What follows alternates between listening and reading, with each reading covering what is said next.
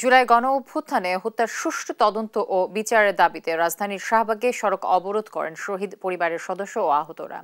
তবে সমন্বয়ক সার্জিস আলমের আশ্বাসে ব্লকেট প্রত্যাহার করেন তারা।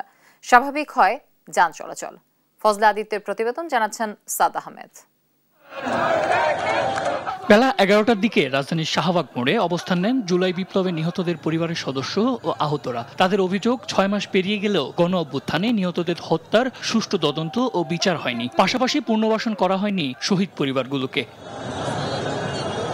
তাদের দাবি, সুষ্ঠু বিচারের দাবিতে বিগত 6 মাস ধরে সর্বোচ্চ মহলের সহায়তা চাওয়া হলেও সাড়া মেলেনি। আমাদের একটাই মাত্র দাবি, আমার ভাইয়ের হত্যার আমরা বিচার চাই।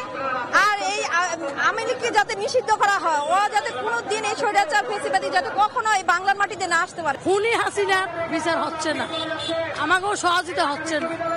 বিক্ষুব্ধ পরিবারের সদস্যরা আরো জানান, জুলাই অভ্যুত্থানে যে সকল শহীদ পরিবারের সদস্যরা আসামি চিহ্নিত করে মামলা করেছিলেন, দ্রুত সুষ্ঠু তদন্ত না করলে সেসব মামলা তারা তুলে নেবেন।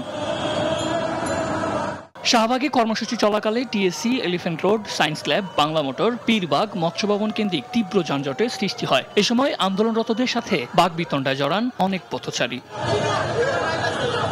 সাদ আহমেদ, দেশ টিভি, ঢাকা।